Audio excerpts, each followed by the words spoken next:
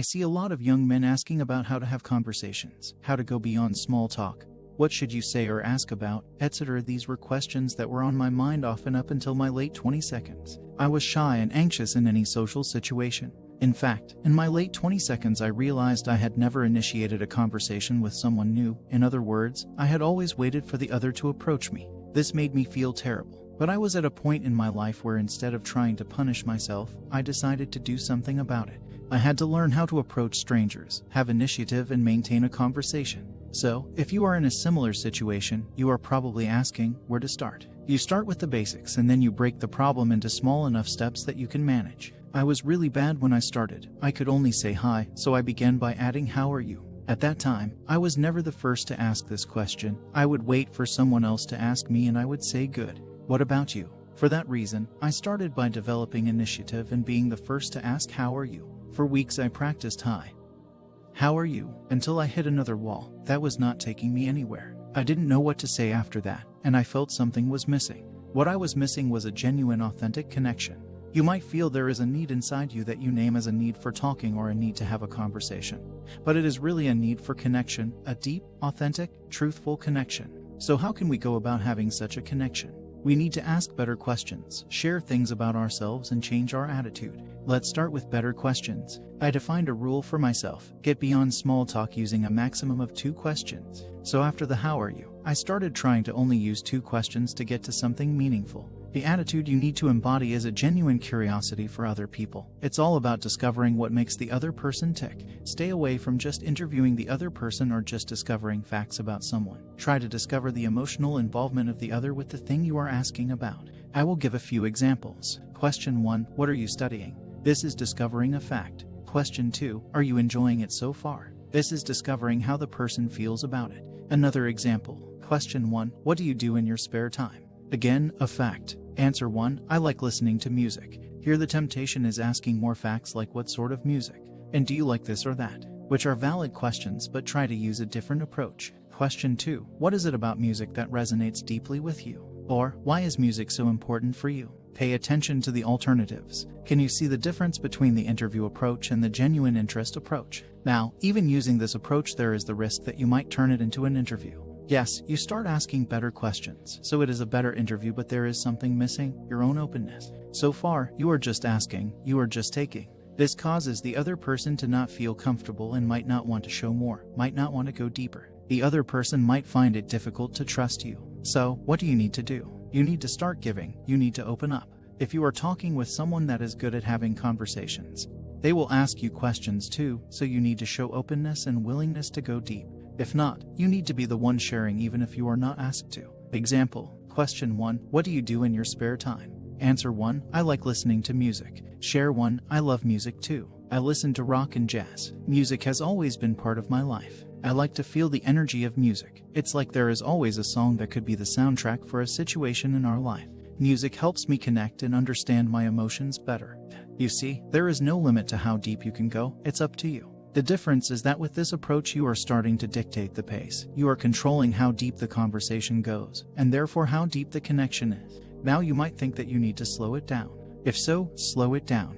You might think, what if it is too much? That's fine too. One of the best ways to go about it is to call it out. Let's say you are going too fast and you just asked something that is very private too soon. Here is what you do. Call it out. 1. I'm going a bit too fast. No, I see it now. It's just that I am curious about you and your story. Call it out. 2. Is this too much of a private question? I didn't mean to be too intrusive. Call it out. 3. I think I asked too much again. This really tends to happen to me. I get too excited sometimes. Addressing it will make the other person know that you are aware of what you are doing. It just so happens that you are interested and curious. Many times, the other person will end up going deeper because you are showing you are calibrated. Other times, you need to take the lead and change subjects, which is perfectly fine. Do not be afraid of jumping into the cold water. What I mean is, do not be afraid of going deep fast. Use questions like, Question 1. What is your biggest dream? Question 2. What are you most afraid of? Question 3. What is the one thing that you really want to do before you die? Remember, if it is too much, you can handle it by calling out the intensity of the question.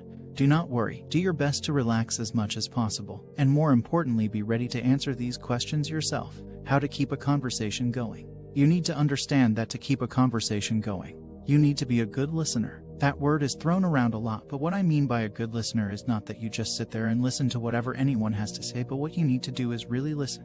Let me explain the difference. The difference is that when someone says a line, you make mental notes of different things. Then from within those things, pick up one and ask something about that. Repeat the same thing with whatever reply you get from the person. Every now and then add to the conversation. Share your own related thoughts or experiences related to what you are talking about. That keeps the conversation from becoming an interview. Almost everyone does this naturally, but what you need to do to keep the conversation from dying out are just 3 simple things. 1. Avoid simple yes or no questions. One-word reply questions, or questions you reply with okay. Avoid them as much as you can. These are conversation killers, especially when the other person is not as talkative. Don't ask them unless you have something else you can go on about, even with a 1. 2. Never ever reply with a one-word reply when asked something. Those are conversation killers. Since the other person doesn't have much to go on about, they might not be able to reply. Eventually what happens is, even though they are as interested in carrying on the conversation, it turns into an awkward silence. If you are asked something that can only be answered in a one-word reply, follow up with a question or statement. Example, Mr. X, are you still friends with him? You, no. End of conversation, because you didn't add anything here.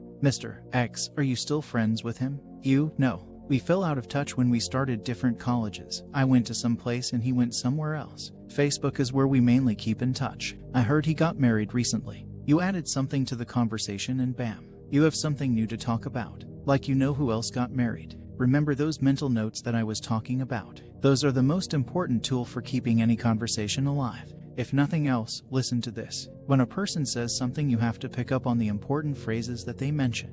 Keep those in mind and pick one of those to continue the conversation.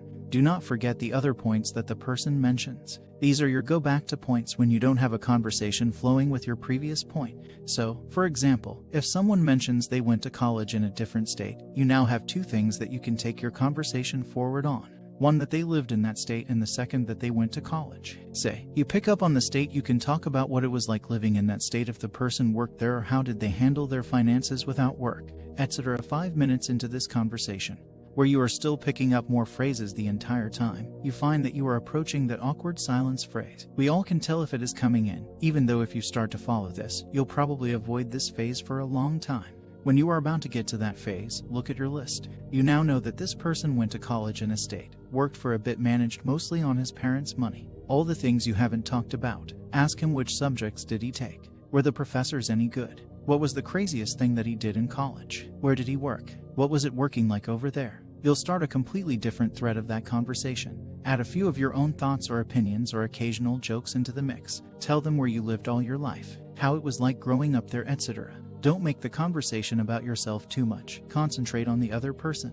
Everyone loves talking about themselves, especially the ladies. No guy or girl, young or old, ever complained that they had a boring conversation with someone cause they only talked about themselves. Another example. You, so where are you from? Person A, New York. You, born and brought up there. You avoided a potential conversation killer, a one-word answer, by asking a related open-ended answer. Person A, no, I was born in a small town but then moved to Chicago for college and then moved here after working in Houston City for a while. That one line was a potential goldmine. You know town, college, city, first job in the city. What was the person doing there? How was the place? What made them move, etc. Pick one of these and start. Then come back to this and continue a different thread. Throw a few non-offensive jokes in the mix and the other person would have a fun time, and they'll try to make sure the convo doesn't die out too. 3. People love talking about themselves. It gives their experiences third-party validation.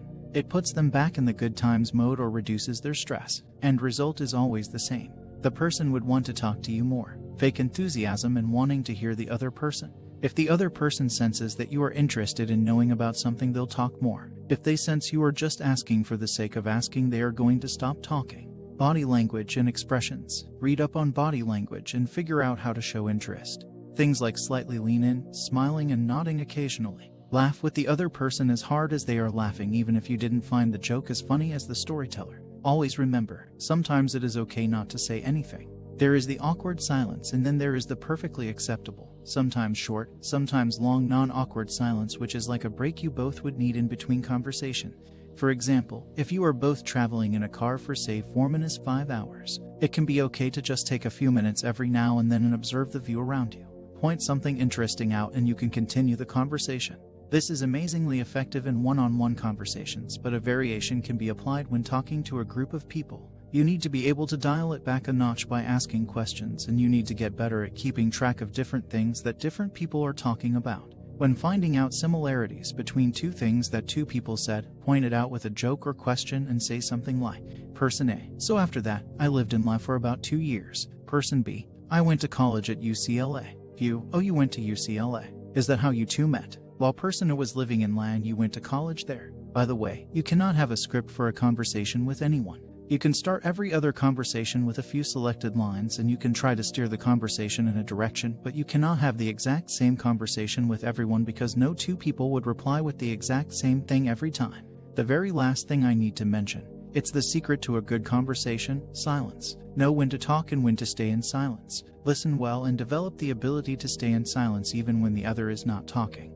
Even when it is creating pressure, when it's a little bit awkward. Sometimes the only thing we need is space, so we can talk. That space is created by silence, so learn when to use it. It's more important than words. I hope these suggestions and this way of thinking about conversations can help you and serve as a guideline. Conversations are about words, silences, and attitudes. Let all these elements flow naturally through your personality, so do not copy me or others word by word. Make it your own. Create your own way of having conversations with these elements and express yourself truthfully. It might seem a lot, but I am sure you are able to have great, meaningful conversations. All the best.